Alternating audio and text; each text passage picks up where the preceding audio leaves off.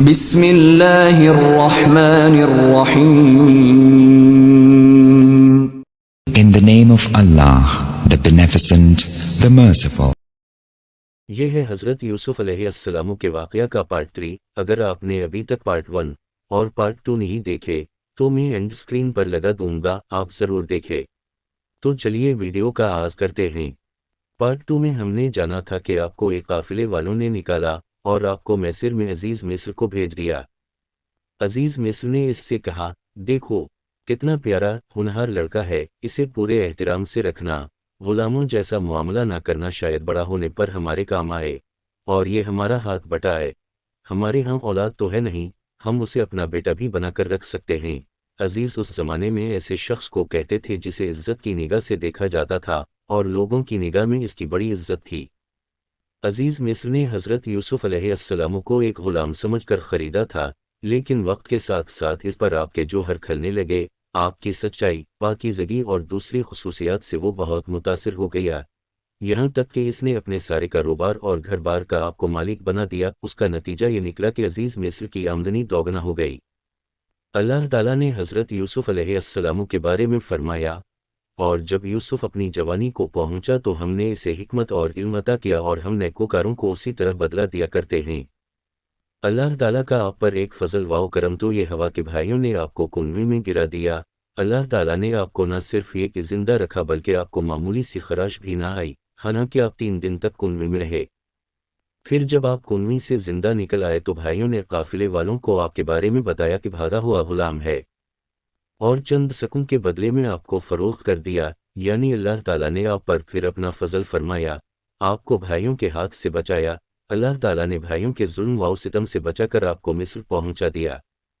مصر میں آپ کو پھر فروخت کیا گیا، اور خریدنے والے عزیز مصر نے بیوی کو آپ کے بارے میں تاکید کی کہ آپ کو غلام بنا کر نہ رکھے. یہ سب آپ پر اللہ تعالیٰ کی نوازشات تھیں. اب یہ جو اللہ تعالیٰ نے اعلان فرمایا تو اس کا مطلب علماء کرام کے نزدیک یہ ہے کہ اللہ تعالیٰ نے آپ کو نبوت عطا فرمائی. قدرت کو ابھی آپ کے اور امتحان مقصود تھے. اب یہ ہوا کہ عزیز مصر کی بیوی آپ کے حسن سے بہت متاثر ہو گئی، اس نے آپ پر ڈورے ڈالنے شروع کیے. جب آپ نے اس کی طرف کوئی توجہ نہ کی تو اس نے آپ کے خلاف ایک ایسا جال بچھایا کہ آپ کی جگہ کوئی اور ہوتا تو اس جال سے بچ کر نہیں نکل سکتا تھا. حضرت یوسف علیہ السلام ظاہر ہے ان کے گھر میں رہتے تھے.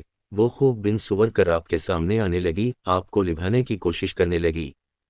ایک دن آپ کو اپنی طرف متوجہ کرنے کے لیے کہنے لگی، تمہارے بال کے قدر خوبصورت ہیں.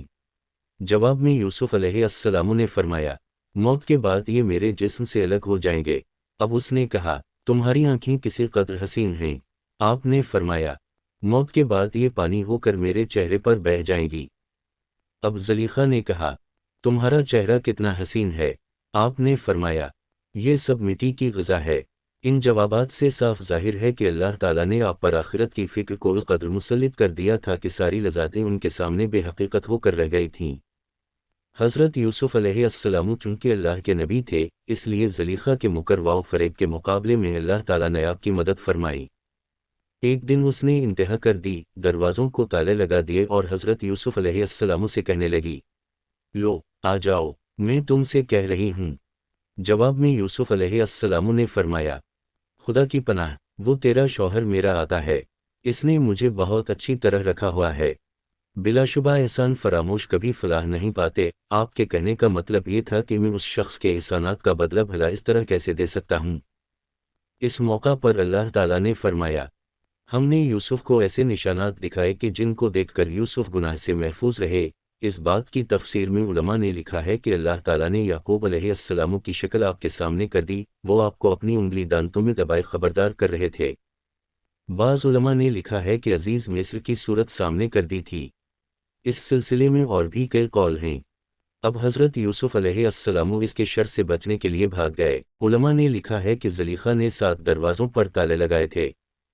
اس کے بعد جو کمرہ آتا تھا اس میں اس نے اپنی خواہش کا اظہار یوسف علیہ السلام سے کیا تھا. اب جب حضرت یوسف علیہ السلام بھاگے تو زلیخا پیچھے بھاگی. آپ جو نہیں پہلے دروازے کے پاس پہنچے، اس پر لگا ہوا تالا خود بخود کھول گیا. آپ دروازہ عبور کر کے دوسرے کمرے میں آ گئے. زلیخا بدستور پیچھا کر رہی تھی. آپ دوسرے دروازے پر آئے، اس کا بھی تالا خود بخود کھل گیا.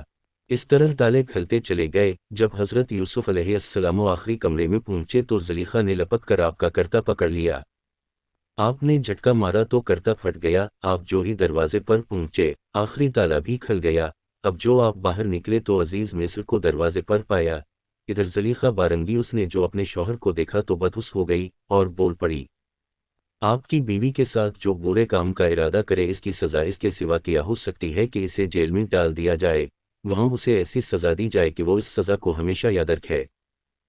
آج کی ویڈیو میں بس اتنا ہی۔ امید ہے ویڈیو آپ کو پسند آئی ہوگی۔ پارٹ 4 کے لیے انتظار کرنا اور مجھے دیجیے اجازت۔ اللہ حافظ۔